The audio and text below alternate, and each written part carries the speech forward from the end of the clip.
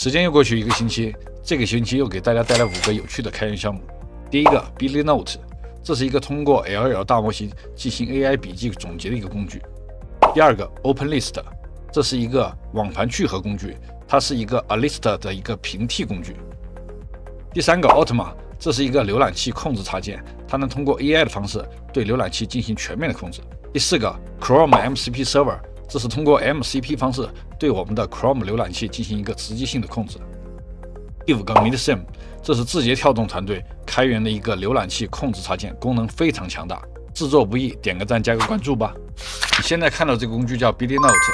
这是一个通过 AI 方式生成一个笔记的工具，这个工具确实非常强大，它上线2个月就获得 2.5K 的一个10大。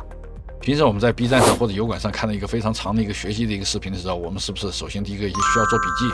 有一些博主确实讲的非常拖沓，而且废话特别多。那么我们哪些内容可以跳过？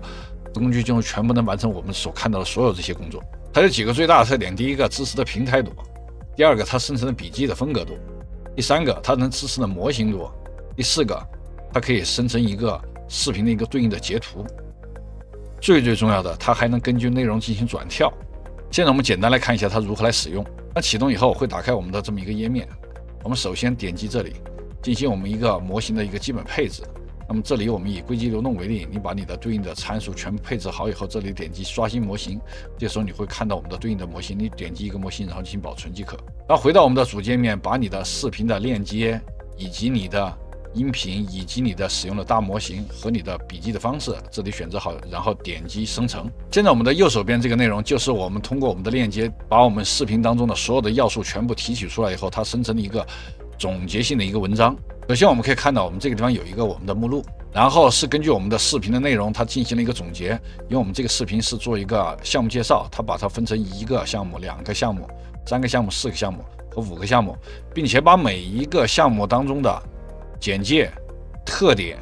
以及应用场景和部署方式，这个都是我们视频当中的要素，它全部给提取出来了，并且在这里还形成了一个我们的截图。最关键的，它是在这里，你可以点击这个时间，它就立刻会转跳到我们对应视频的对应的时间位置。通过这种方式来学习我们的一个长视频，不但能做好一个数据的一个总结，并且你哪里不清楚的话，你立刻能转跳到对应的位置。对于学习我们的一个长视频，那简直帮助太大了。你现在看到的这个开源项目叫 OpenList， 在极短的时间内，它就达到9K 的10大，实际上是一个 Alist 的一个替代产品。由于前段时间在简中圈的 Alist 这个开源项目被卖给了一个公司，引起了轩然大波，因此 OpenList 在这个过程当中迅速的崛起。同样 ，OpenList 提供了一个它的官网，这里面包含了一些基本的使用，同样这里包含了一些基本的一些配置，以及项目各种安装的需要脚本。在它的一键安装脚本里面，我发现一个特别有意思的地方，它这个地方安装口令居然用的是 Alist 这个安装口令，就证明它在开源这个项目的时候借鉴了 Alist， 并且在内核没有做太大的改动。具体的指令还是依据 Alist 的这种方式来展现的，这个开源项目确实还是得用点心啊。你现在看这个项目叫 Automa， 这是一个通过浏览器插件来对浏览器进行自动化控制的一个开源项目，它在 GitHub 上获得了 18.8K。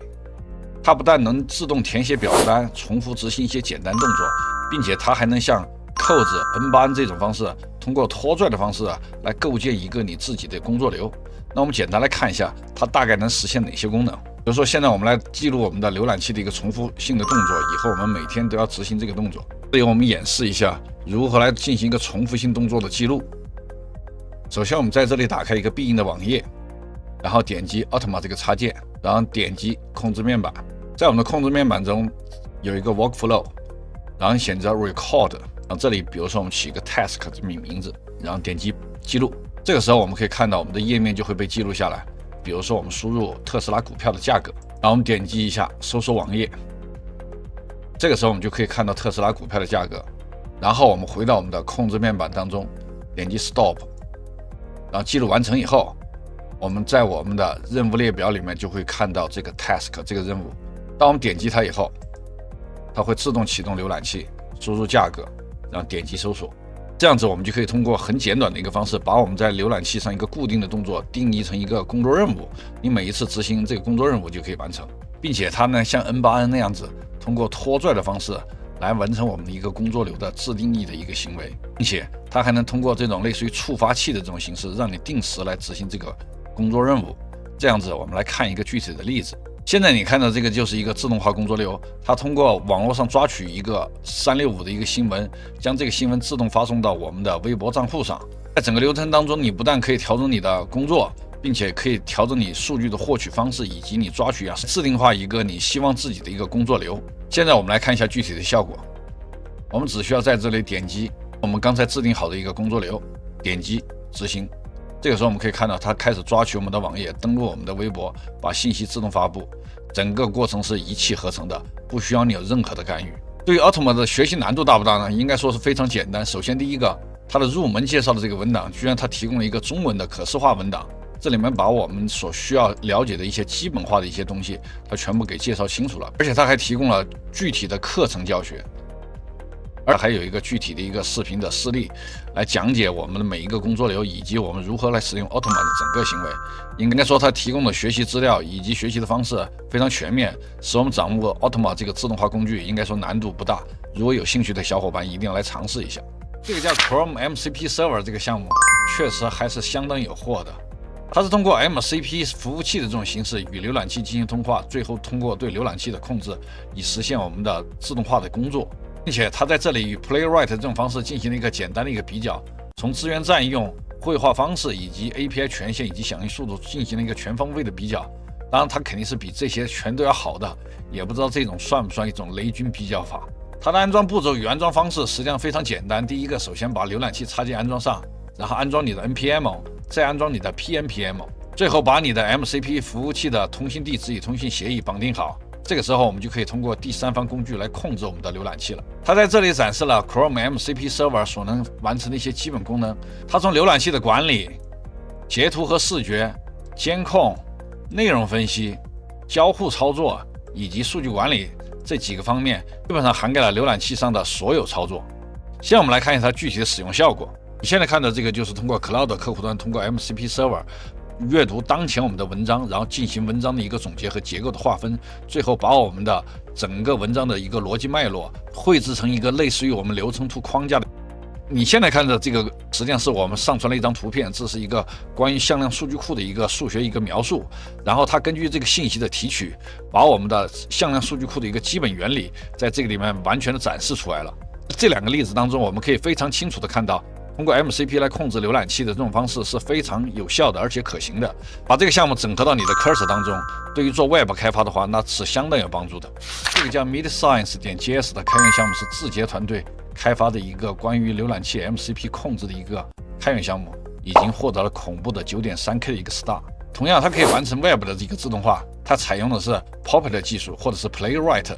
当然，你可以通过桥接技术。桥接技术实际上就是上一个例子当中我们所采用的 MCP 方式，并且它在这里还进行一个扩展，它可以通过自动化方式来控制我们的手机。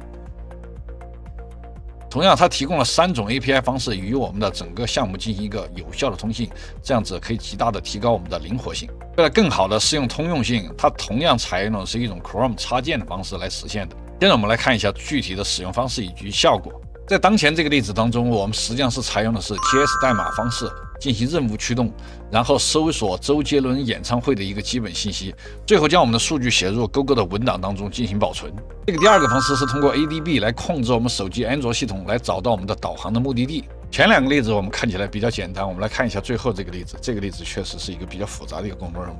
首先采用 Bridge Mode 的方式和我们第三方工具进行一个对接。当对接成功以后，你只需要描述我们的工作任务也需要完成什么。在这里，它给了一个网址，然后让它进行登录，选择商品，并且完成整个的下单以及地址的填写。整个过程是一个自动规划、自动探寻、自动完成的一个全流程的一个生产链条。在这里，我们明显可以看到，它首先是进行一个基本的思考，然后是一个数据获取以及加上目标结果的分析，最终执行我们的对应的动作，来完成我们的相应的操作。这个和我们的人的行为方式是非常相似的。